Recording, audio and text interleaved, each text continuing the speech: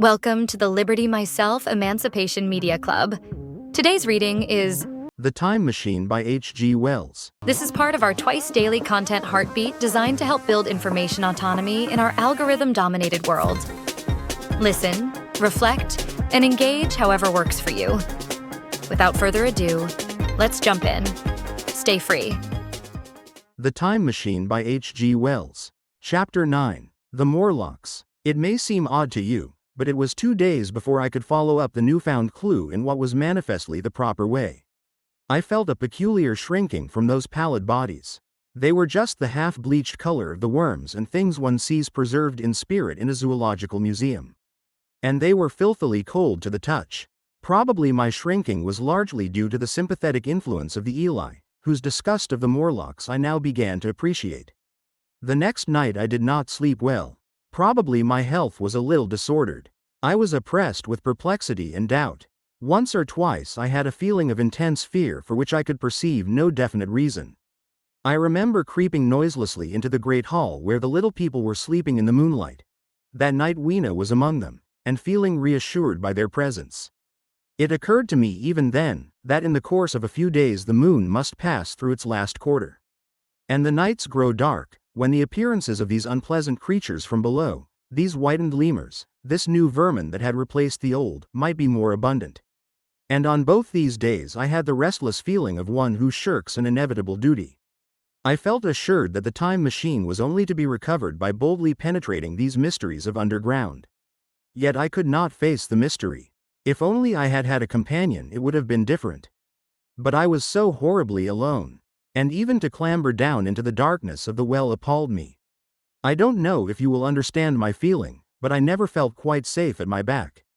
It was this restlessness, this insecurity, perhaps, that drove me farther and farther afield in my exploring expeditions. Going to the southwestward towards the rising country that is now called Coombe Wood, I observed far off, in the direction of 19th century Banstead, a vast green structure, different in character from any I had hitherto seen. It was larger than the largest of the palaces or ruins I knew, and the facade had an oriental look, the face of it having the luster, as well as the pale green tint, a kind of bluish green, of a certain type of Chinese porcelain.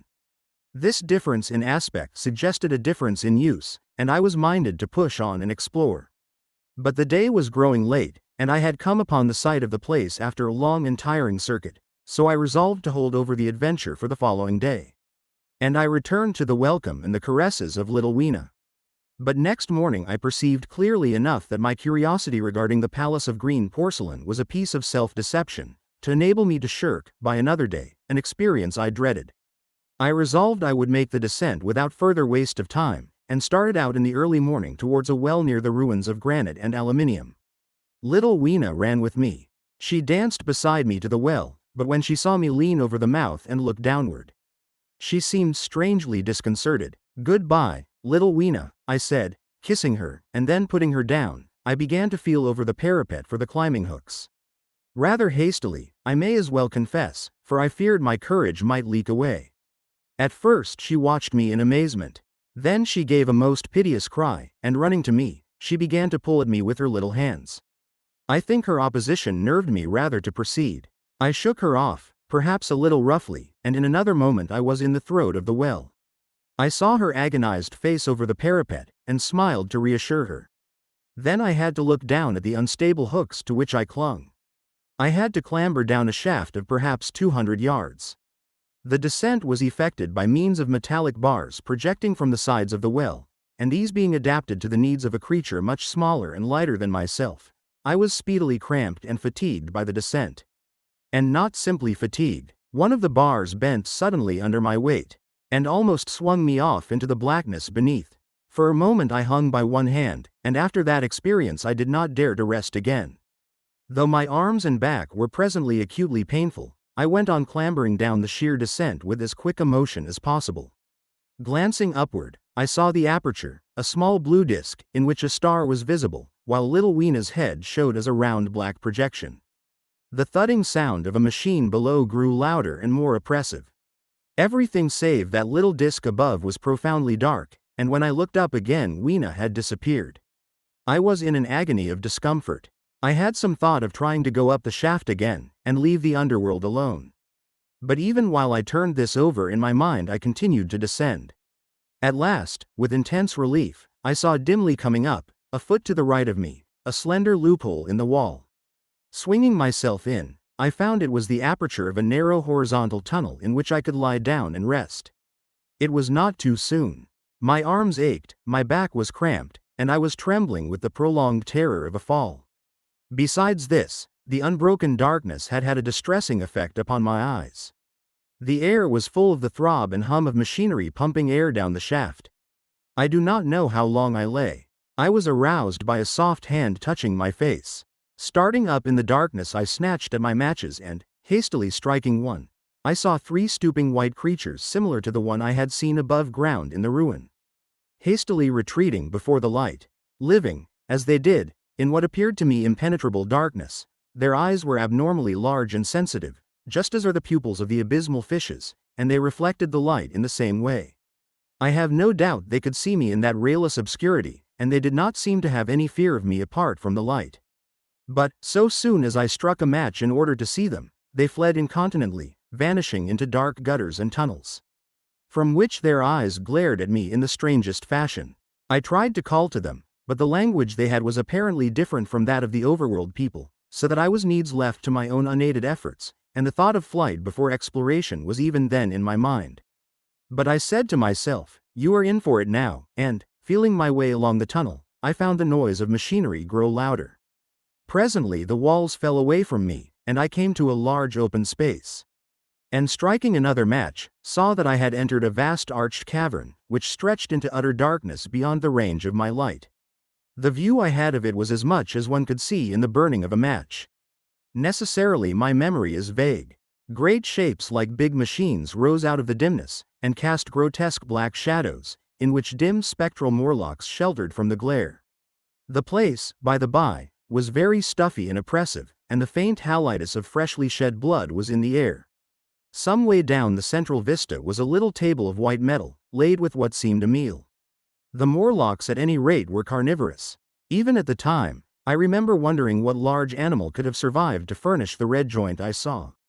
It was all very indistinct, the heavy smell, the big unmeaning shapes, the obscene figures lurking in the shadows, and only waiting for the darkness to come at me again.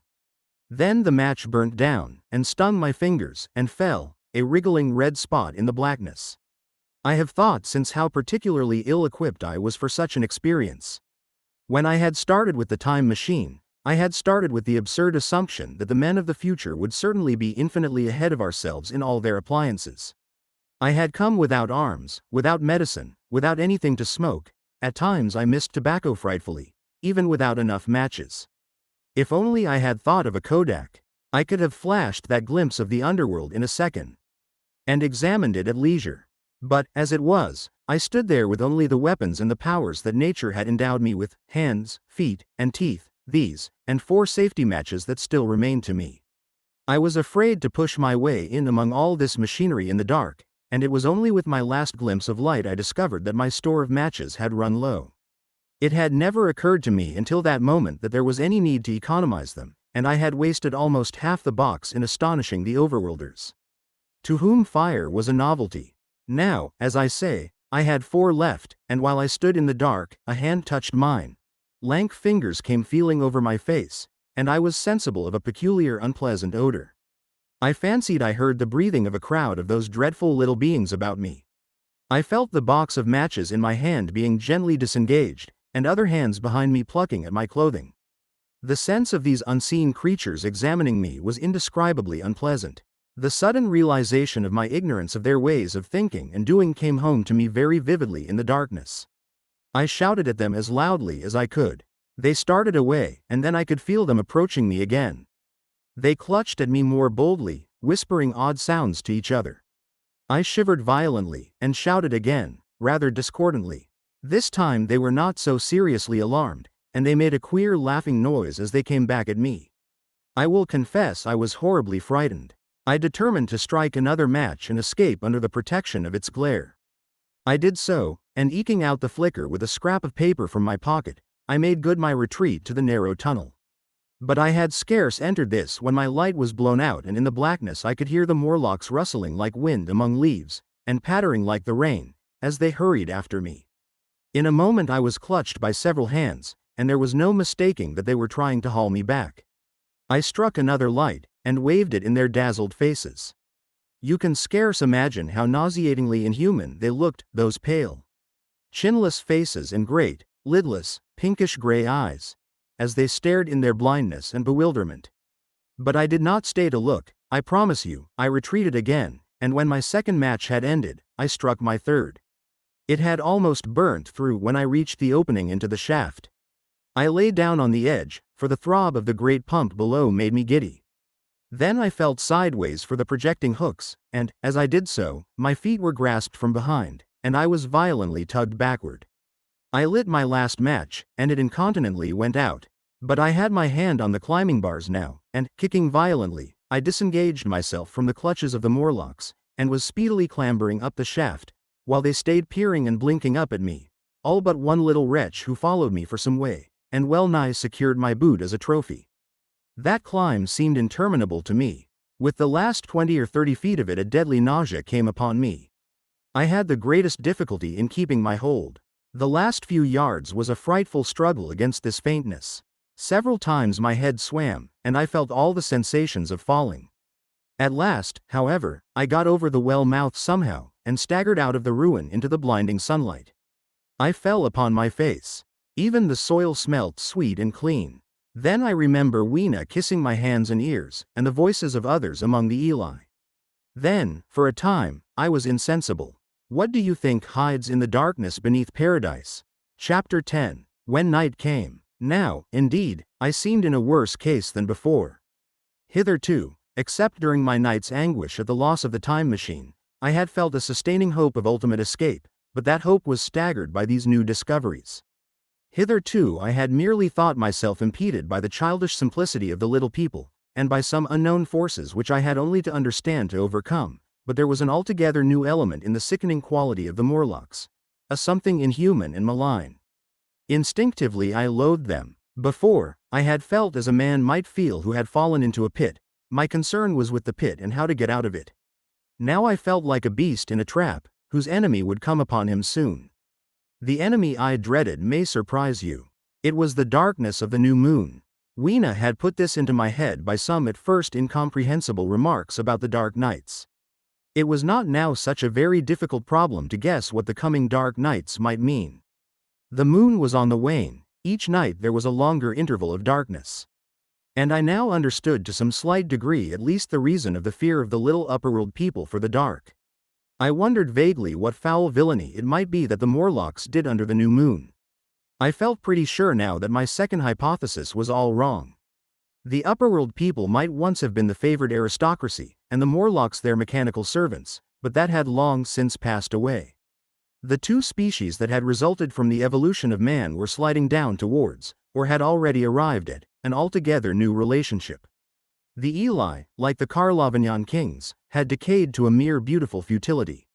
They still possessed the earth on sufferance, since the Morlocks, subterranean for innumerable generations, had come at last to find the daylit surface intolerable. And the Morlocks made their garments, I inferred, and maintained them in their habitual needs, perhaps through the survival of an old habit of service. They did it as a standing horse paws with his foot, or as a man enjoys killing animals in sport, because ancient and departed necessities had impressed it on the organism. But, clearly, the old order was already in part reversed. The nemesis of the delicate ones was creeping on apace. Ages ago, thousands of generations ago, man had thrust his brother man out of the ease and the sunshine. And now that brother was coming back. Change. Already the Eli had begun to learn one old lesson anew. They were becoming reacquainted with fear. And suddenly there came into my head the memory of the meat I had seen in the underworld. It seemed odd how it floated into my mind, not stirred up as it were by the current of my meditations, but coming in almost like a question from outside. I tried to recall the form of it. I had a vague sense of something familiar, but I could not tell what it was at the time. Still, however helpless the little people in the presence of their mysterious fear. I was differently constituted. I came out of this age of ours, this ripe prime of the human race, when fear does not paralyze and mystery has lost its terrors. I at least would defend myself. Without further delay, I determined to make myself arms and a fastness where I might sleep. With that refuge as a base, I could face this strange world with some of that confidence I had lost in realizing to what creatures night by night I lay exposed. I felt I could never sleep again until my bed was secure from them. I shuddered with horror to think how they must already have examined me. I wandered during the afternoon along the valley of the Thames, but found nothing that commended itself to my mind as inaccessible.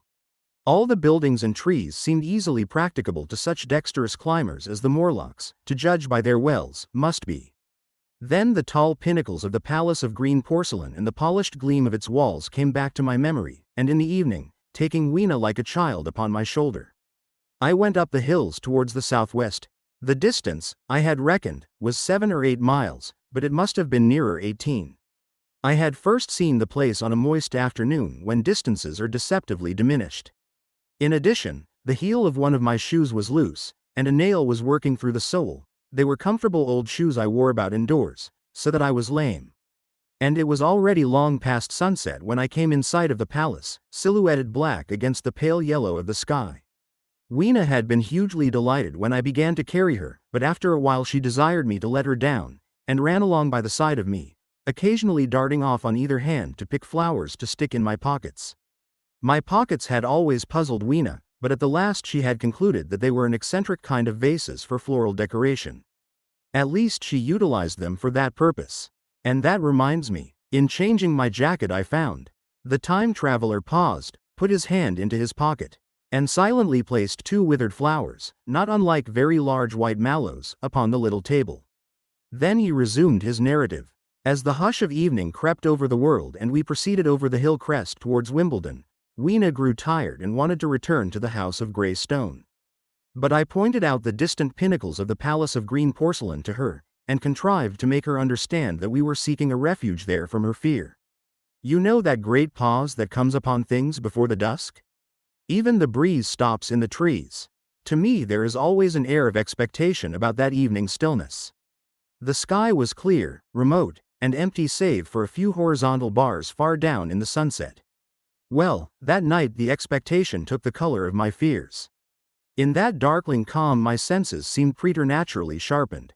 I fancied I could even feel the hollowness of the ground beneath my feet, could, indeed, almost see through it the Morlocks on their anthill going hither and thither and waiting for the dark.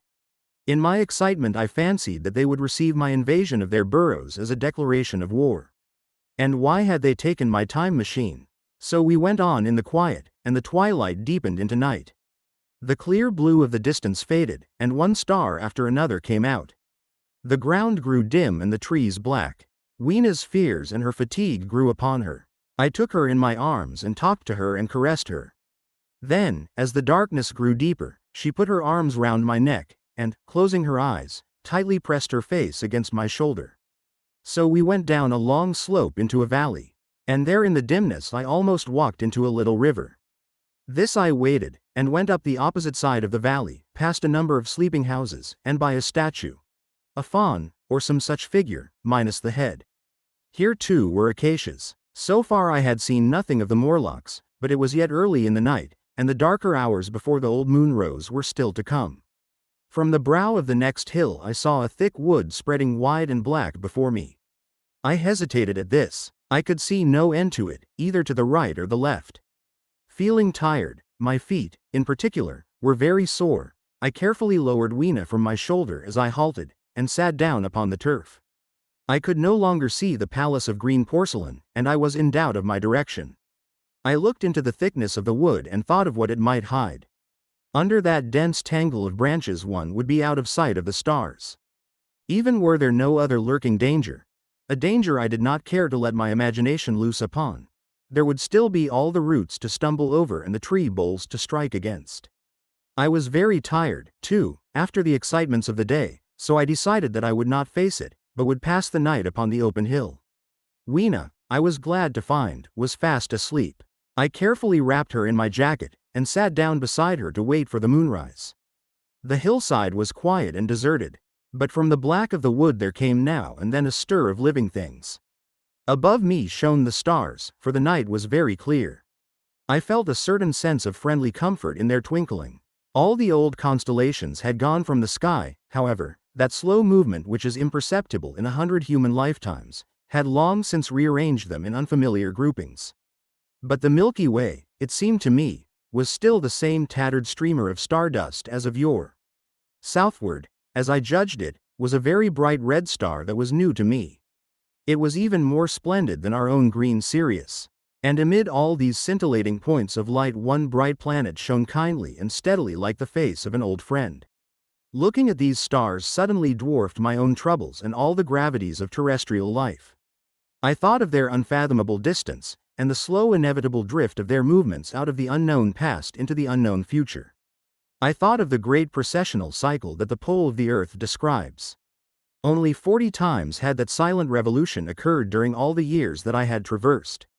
And during these few revolutions all the activity, all the traditions, the complex organizations, the nations, languages, literatures, aspirations, even the mere memory of man as I knew him, had been swept out of existence.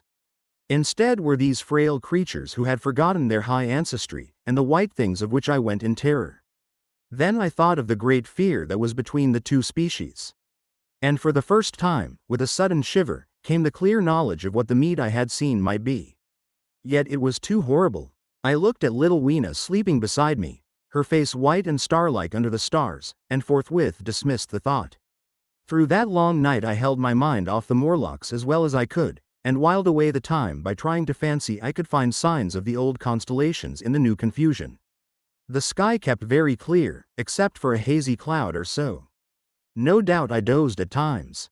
Then, as my vigil wore on, came a faintness in the eastward sky, like the reflection of some colorless fire, and the old moon rose, thin and peaked and white. And close behind, and overtaking it, and overflowing it, the dawn came, pale at first, and then growing pink and warm. No Morlocks had approached us.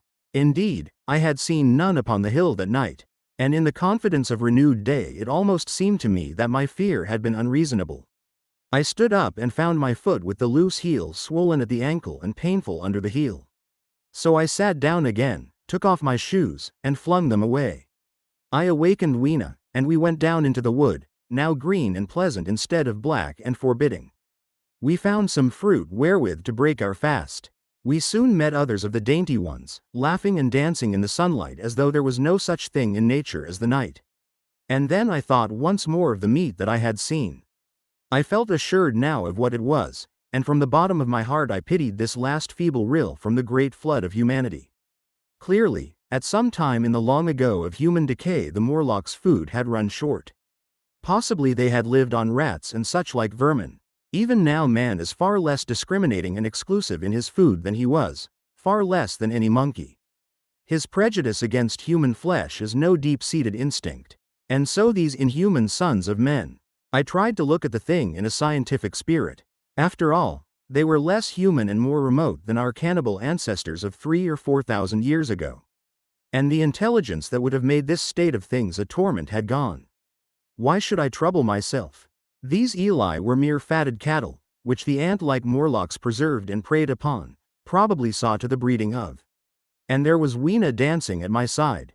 Then I tried to preserve myself from the horror that was coming upon me, by regarding it as a rigorous punishment of human selfishness. Man had been content to live in ease and delight upon the labors of his fellow man.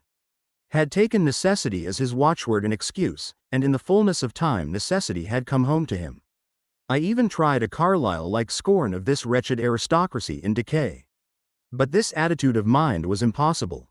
However great their intellectual degradation, the Eli had kept too much of the human form not to claim my sympathy, and to make me perforce a sharer in their degradation and their fear. I had at that time very vague ideas as to the course I should pursue. My first was to secure some safe place of refuge, and to make myself such arms of metal or stone as I could contrive.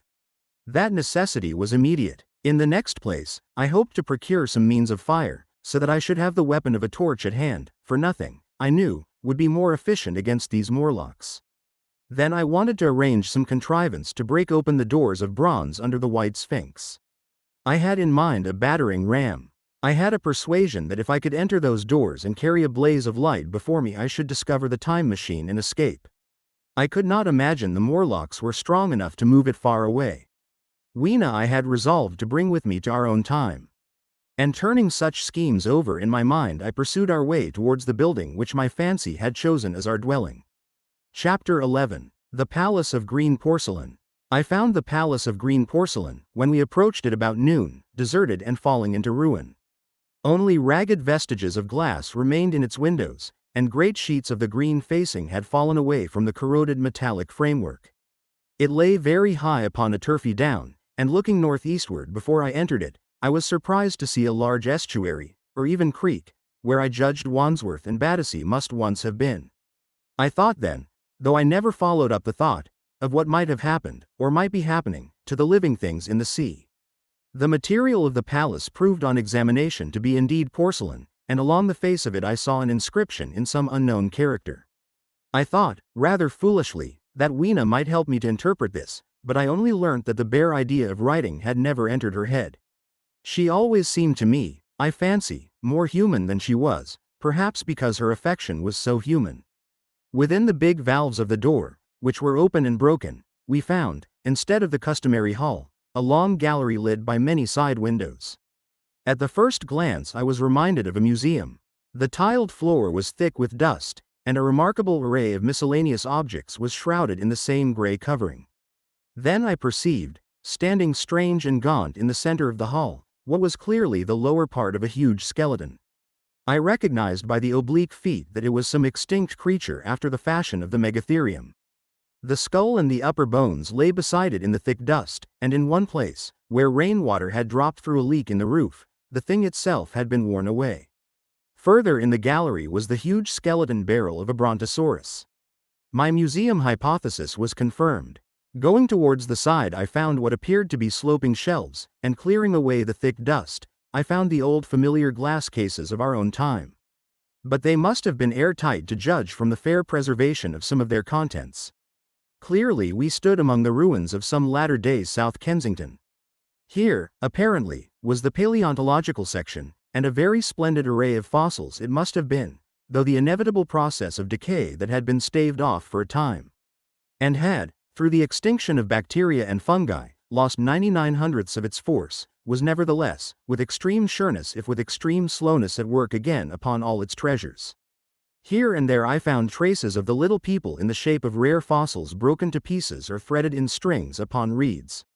And the cases had in some instances been bodily removed, by the Morlocks, as I judged.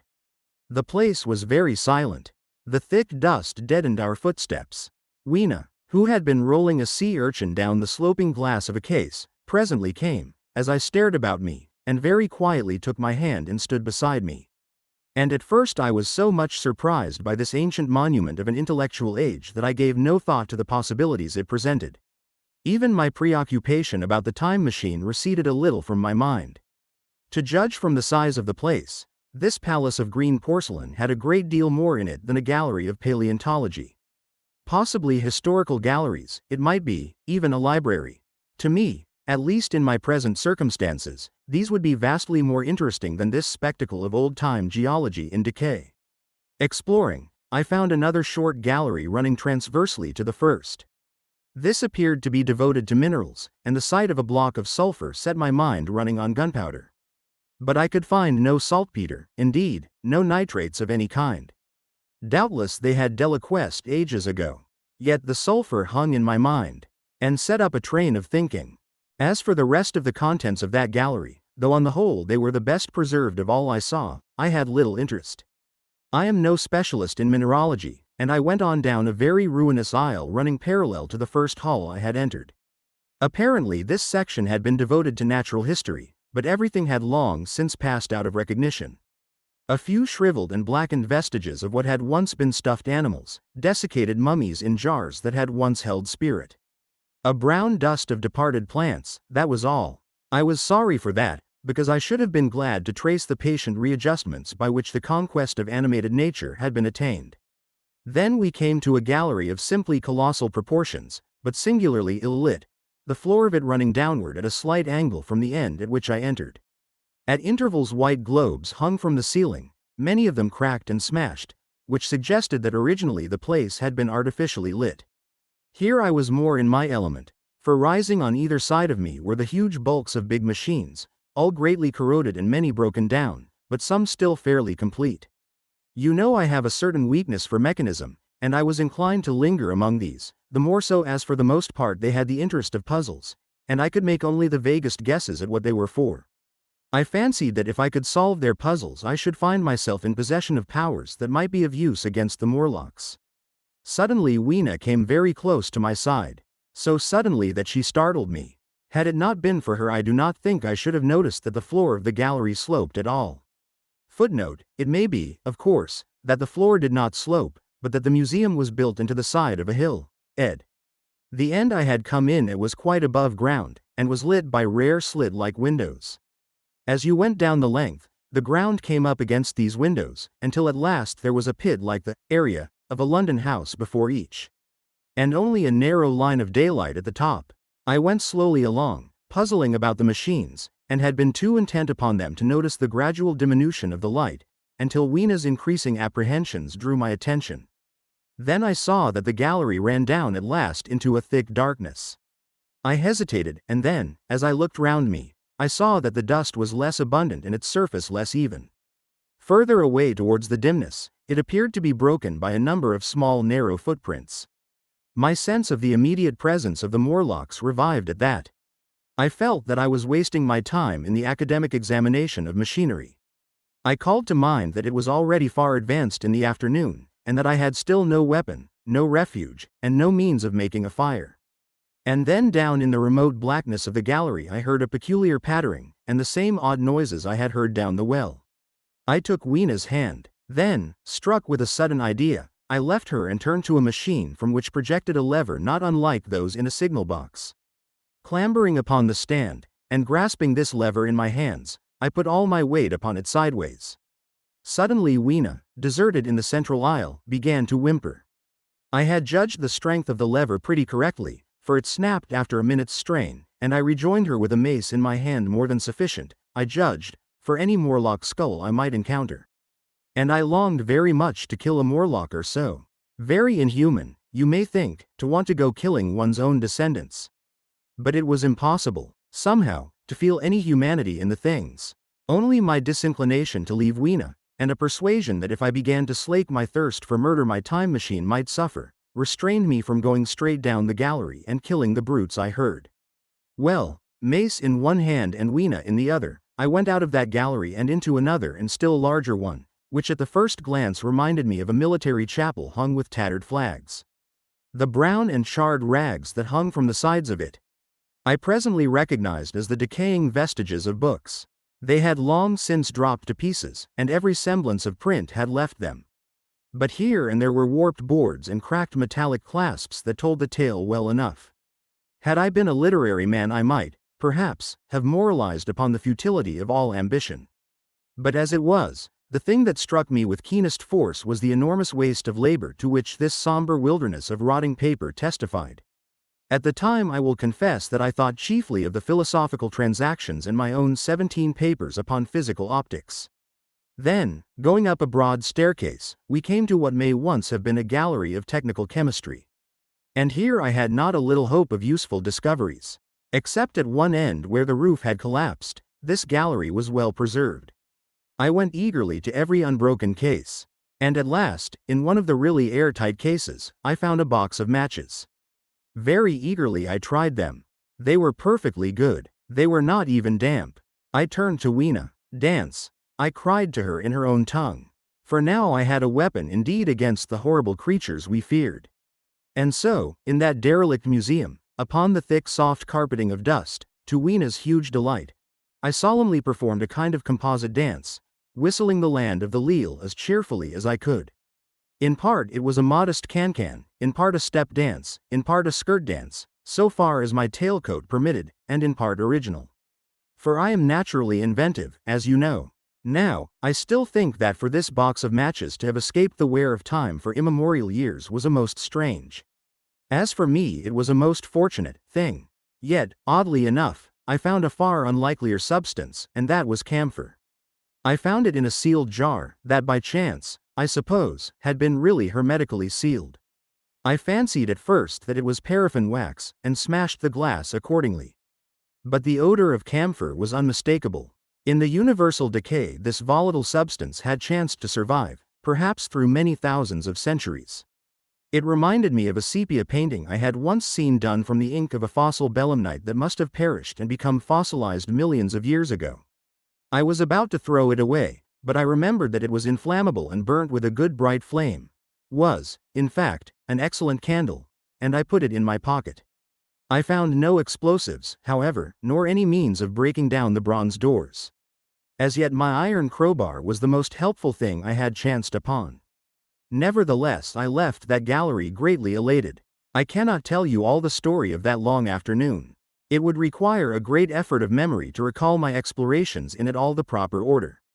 I remember a long gallery of rusting stands of arms, and how I hesitated between my crowbar and a hatchet or a sword. I could not carry both, however, and my bar of iron promised best against the bronze gates.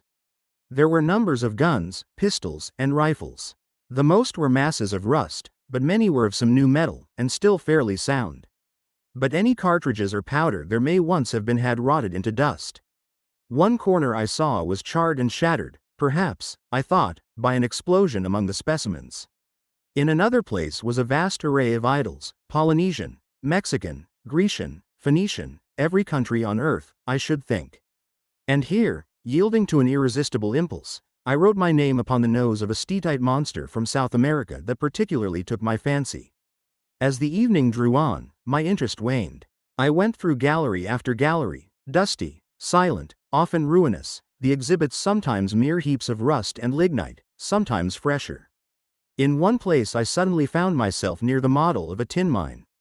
And then by the merest accident I discovered, in an airtight case, 2 dynamite cartridges. I shouted, "Eureka!" and smashed the case with joy. Then came a doubt. I hesitated. Then, selecting a little side gallery, I made my essay. I never felt such a disappointment as I did in waiting 5, 10, 15 minutes for an explosion that never came. Of course the things were dummies, as I might have guessed from their presence. I really believe that had they not been so, I should have rushed off incontinently and blown Sphinx. Bronze doors, and, as it proved, my chances of finding the time machine, altogether into non-existence. It was after that, I think, that we came to a little open court within the palace. It was turfed, and had 3 fruit trees. So we rested and refreshed ourselves. Towards sunset I began to consider our position. Night was creeping upon us, and my inaccessible hiding place had still to be found. But that troubled me very little now.